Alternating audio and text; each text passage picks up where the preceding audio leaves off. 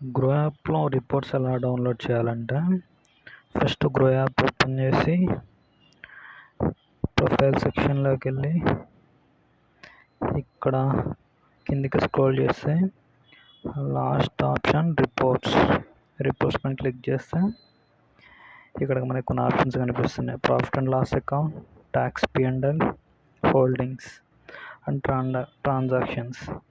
మనకి కావాల్సింది ఇప్పుడు ఎవరైతే స్టాక్స్ ఇన్వెస్ట్ చేస్తున్నారో ఇయర్ ఎండ్లో ఇన్కమ్ ట్యాక్స్ రిటర్న్స్ ఫైల్ చేసేటప్పుడు ఇక్కడ స్టాక్స్ ఇన్వెస్ట్ చేస్తుంటే stocks P&L, stocks capital gains and mutual funds invest చేస్తుంటే మ్యూచువల్ ఫండ్స్ క్యాపిటల్ గెయిన్స్.